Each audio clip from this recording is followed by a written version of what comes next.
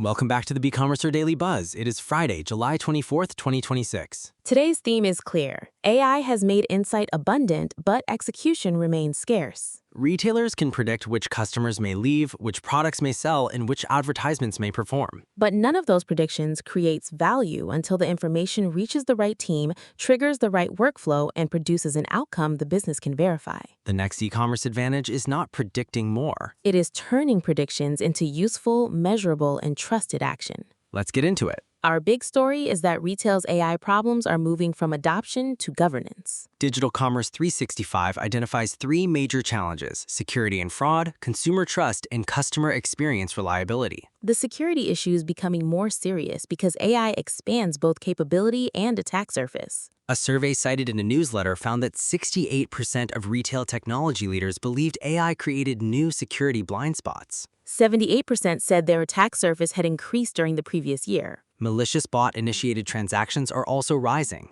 The same AI that helps personalize a store or accelerate checkout can help attackers scale impersonation, account abuse, fraudulent transactions, and chargebacks. That means AI deployment and fraud prevention should be part of the same operating conversation. Growth teams should not launch automation and expect security teams to solve the risks afterward. The second challenge is customer trust. Shoppers continue to rely heavily on product reviews, but many remain concerned about AI-generated recommendations. Customers may appreciate a relevant suggestion, but they want to know why it appeared. They also want confidence that their data was used responsibly and that the recommendation is based on real product evidence. The third issue is consistency. A shopping assistant might answer correctly for one product and invent details for another. A personalization system may identify the right customer segment but still promote something that is out of stock. The technology can be correct while the final experience still fails. Shopify describes part of this problem as a fragmentation tax. Retailers collect data through e-commerce platforms, stores, loyalty programs,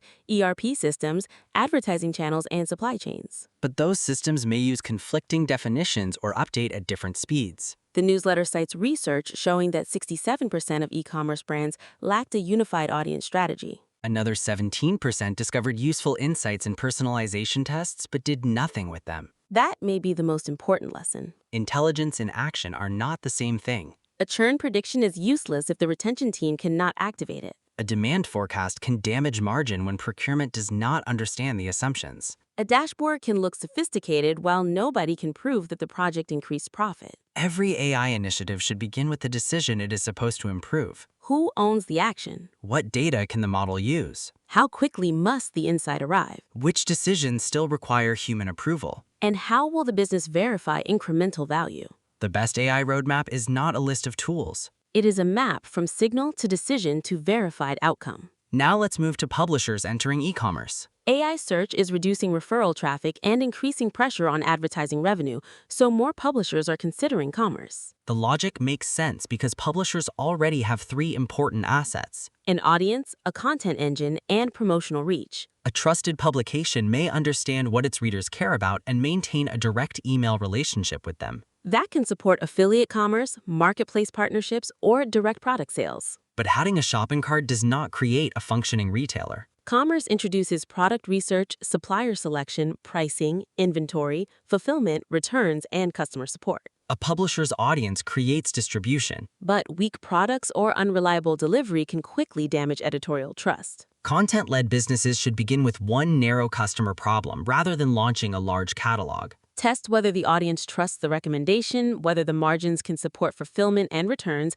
and whether the product strengthens the publication's authority. The commerce layer should extend the editorial promise. It should not replace it. Now, let's look at the changing content organization. SEMrush found that the content SEO manager role now represents 20% of U.S. content marketing job listings. The role combines editorial planning, SEO, analytics, conversion thinking, AI discovery, and workflow automation. This is not simply an SEO specialist with a different title. It reflects the fact that publishing, visibility, and business measurement can no longer operate separately. AI can help with writing, summaries, and outlines. Senior content leaders need to decide which narrative the company should own and which proof makes it credible. The content operation needs a closed loop. Identify the customer question, Create the most useful response, distribute it across search and AI surfaces. Measure what happened and update the system based on evidence. Smaller teams may not need another full-time position. But someone must own the complete loop between content production and commercial outcomes. Now for 3 updates in advertising, brand, and AI search. First, Google has rolled out video campaign groups globally.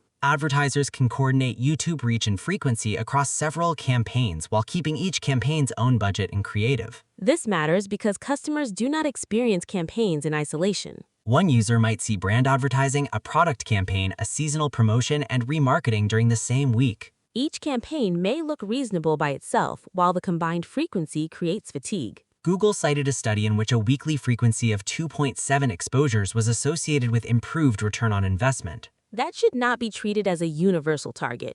The useful change is that advertisers can now manage duplication across the whole video plan. Compare frequency with incremental reach, brand lift, conversion, and creative fatigue. More impressions are not always better. Second, some marketers are arguing that trust is a better brand metric than attention. Urgency, fear, and exaggerated promises can create fast clicks. They can also create customers who approach the brand cautiously and disappear after one order. Trust-oriented marketing reduces uncertainty. It explains the product, the trade-offs, the likely outcome, and what happens after purchase. Brands should measure repeat purchases, branded searches, direct traffic, review sentiment, return reasons, and recommendations. The goal is not only to interrupt someone.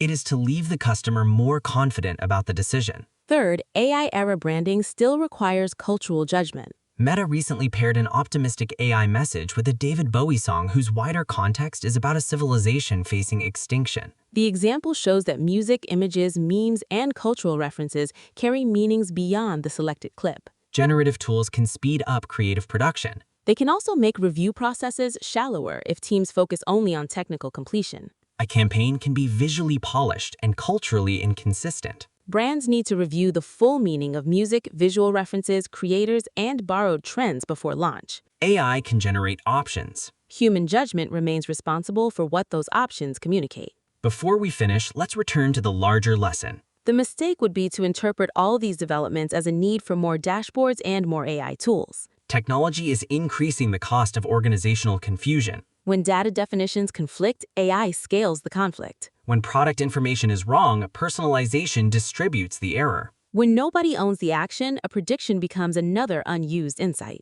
And when the brand lacks a point of view, AI makes it easier to publish more forgettable content. The companies that benefit most from AI will not necessarily have the most advanced models. They will have clearer data, stronger handoffs, more disciplined measurement, and a greater ability to act without losing customer trust. AI can provide the prediction. The business still needs to make the better decision. That is all for today's Beecommercer Daily Buzz. See you next time.